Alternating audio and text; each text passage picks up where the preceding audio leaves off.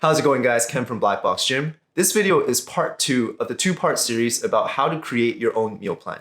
If you haven't watched part 1 yet, then make sure to watch that first by clicking the video link right above here. And if you watched part 1 already, then let's continue.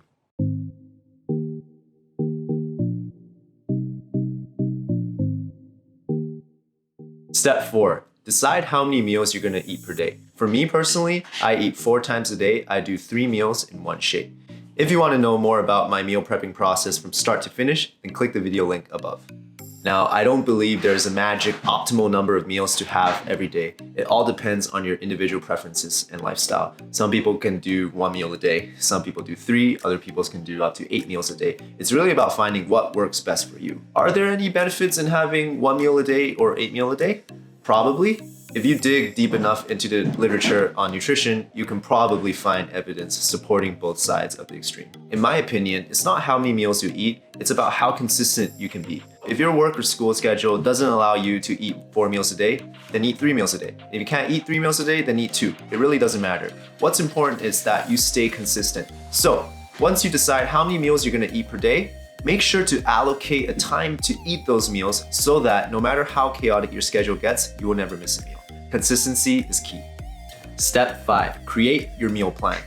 This is the most time-consuming part of the process. I recommend giving yourself at least 30 minutes, if not 1 hour, if this is the first time that you're creating a meal plan. Before I whip out the spreadsheet, we need to talk about one of the most important concepts behind meal planning, and that is, what does a proper meal actually look like? In my method, there are 3 things that consist of a proper meal. The first is a lean quality source of protein. The second is a high quality starchy carbohydrate.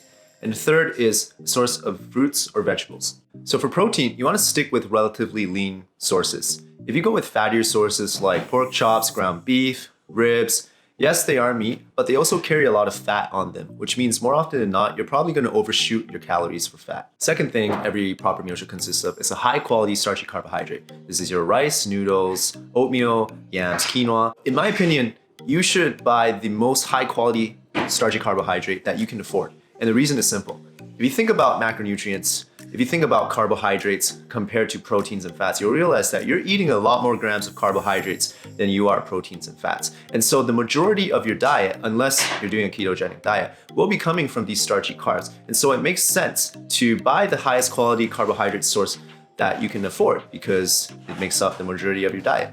Now, the third thing that every proper meal should consist of is either a fruit or a vegetable or both. Personally, I don't like fruit. Say what you want to say. I don't like fruit. I don't care. I like vegetables. Now, what a lot of people don't know is that fruits and vegetables are actually carbohydrates. But unlike starchy carbohydrates, fruits and vegetables are actually what's known as fibrous carbohydrates, which means that they don't actually consist of a lot of calories. So from a caloric and a macronutrient standpoint, fruits and vegetables are actually quite insignificant. The value of fruits and vegetables is that fruits and vegetables are among the most nutrient-dense foods that you can eat. Nutrient dense means that fruits and vegetables contain typically the most amount of vitamins and minerals compared to the other food groups. Vitamins and minerals are tiny molecules otherwise known as micronutrients, whereas the macronutrients, proteins, carbohydrates, and fats are much larger molecules, hence the word macro. Fruits and vegetables provide the micronutrients you need for the health and maintenance of your body, and it's definitely not something you want to skimp out on when creating your meal plan. Alright, so now that you know these concepts, spreadsheet up in 3, 2, 1. Alright guys, so originally I was going to show you guys how to create a meal plan with a spreadsheet method, but recently I actually found that the MYFITNESSPAL free version on the desktop actually allows you to input your custom macronutrient goals directly onto the app, so that makes things actually quite a bit easier. So I'm going to show you guys how to create a meal plan with MYFITNESSPAL on the desktop.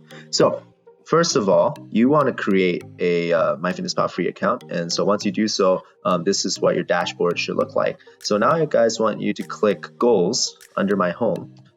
And you're going to go under daily nutrition goals and you're going to click edit.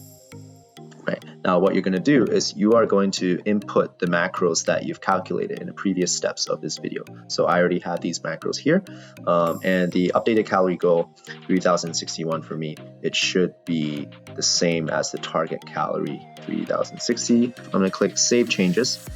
Okay, so now you've inputted your macros into MyFitnessPal. Now you're going to click food. Okay, and now you get taken to this diary screen. So you can see meal 1, 2, 3, 4, 5, 6. I'm only going to have 4 meals, 3 meals, and 1 shake. So at the bottom of the screen, you see your daily goal. And then in the second row in the green, you see your remaining macros. So right now, both of the lines are the same because we haven't inputted any food yet. So we're going to start adding protein first because all meals need a lean protein source. So when I input a protein source, I usually like to type in raw. And the reason is with raw, I can be more accurate. If I put cooked, I don't actually know how many grams of raw chicken breast I need to produce how many grams of cooked chicken breast. So I think it's easier if you use raw. Now, what I also know is using MyFitnessPal a long time that this first entry right here is actually incorrect. Typically, when you have a green check mark, it usually means it's correct. But for some reason, 100 grams of raw chicken breast is not 31 grams of protein. So I'm going to click no to help them out. Let's see the second option. There you go. So yeah, 100 grams of chicken breast raw is about 23 grams of protein. I'm going to click yes.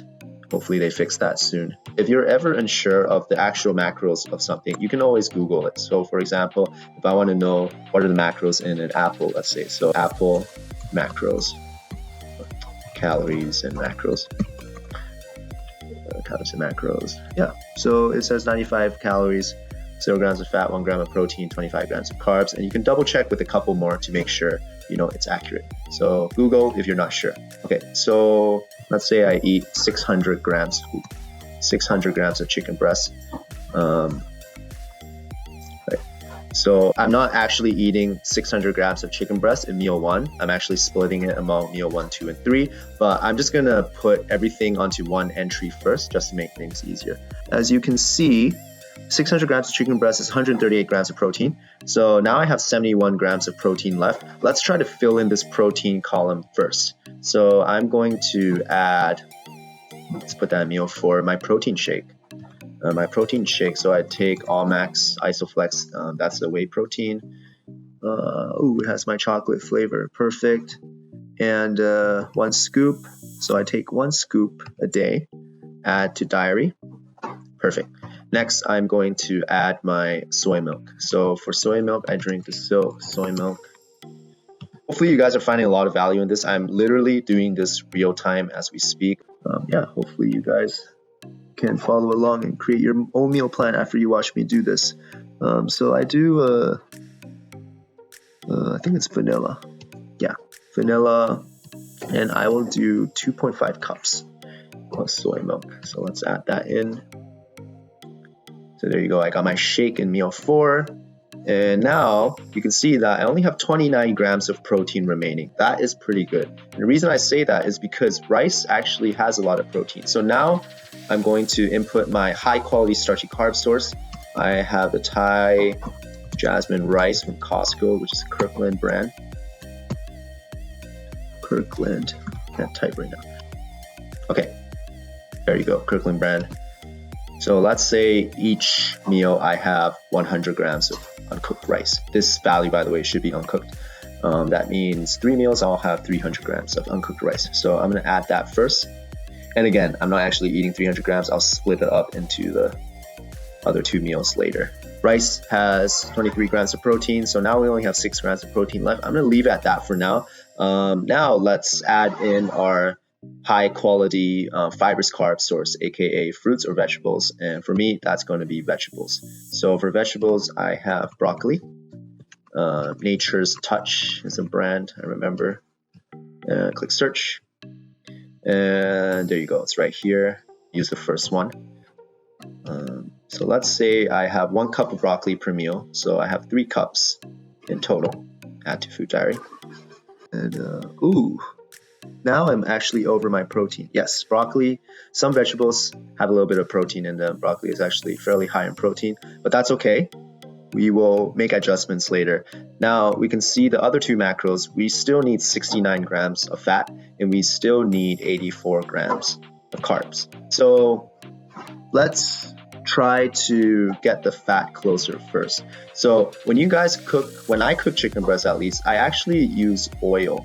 So It's important to count the amount of oil you use to cook because 1 tablespoon of oil is actually 120 calories, so it is not insignificant. I use this Mazola brand. And let's say each chicken breast, each meal I use 1 tablespoon. So I'll use 3 tablespoons of cooking oil. There you go. So that's 42 grams of fat. So now I'm a lot closer to my fat. I got 27 grams. And okay, what else can I do? So now it's time to decide whether or not this is all the food that you're going to eat in a day. For me, I do chicken breast. I just like to keep everything consistent, and my diet is pretty boring. But for example, if you don't want to eat so much chicken breast, you can actually, sub out some chicken breast. Let's say I only eat 300 grams of chicken breast instead. And I can actually do something like, let's say a salmon, say Atlantic salmon. Go with the check mark. And let's hopefully, they don't give me the grams. Okay, let's go with one that gives me the grams. There you go, this one gives me the grams. So then I have another 300 grams of Atlantic salmon instead. And I should be able to do that because although salmon is higher in fats, I had a lot of fat left over. So if you, okay, so that is a little bit too much. So no worries, let's adjust that. So let's say I have 150 grams of salmon, okay? And then I'll have 450 grams of chicken breast. Nice, look at that. So my protein is pretty much there, my fat is pretty much there. And so now the last macro we got to fill up is carbs, and carbs is generally pretty easy. I can add a little bit more on rice. I can have more vegetables, maybe not broccoli because broccoli has a lot of protein. What I'm actually going to do is I'm going to, that's the wrong button. I'm going to add some oatmeal. Makes sense, right? Oatmeal into a protein shake.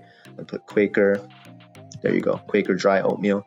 And I'm going to try 1 cup of oatmeal into my protein shake. 1 cup of oatmeal. And let's see how many carbs we got left. Nice. So we have, so we still have 30 grams of carbs left. And as you can see, we overshot now the protein and fats by a little bit. But as you can see, calorie wise, we're very, very close. Honestly, you don't have to be super exact with the macros. The macros gives you a guideline to start, but as you're actually creating your meal plan, make sure the meals actually make sense. So actually looking at this, the meals make sense to me. The calorie goal is pretty close. We're a little bit under on carbs, a little bit over on protein, a little bit over on fats. But all in all, this is a very solid meal plan. All of this stuff, remember, I added these entries assuming that I was going to split it to actually 3 meals. So the rice I'm going to eat not 300 grams, but I'm going to eat 100 grams per meal. And again, I'm going to divide this by 3, divide salmon. Salmon can probably be 1 meal, and then I'll divide the chicken breast into 2 meals. Hopefully you guys get the idea. So yeah, this is how to create a meal plan. I am going to keep adjusting the values until I get it perfect because I'm a little bit OCD. But yeah, that's it for this part of the video.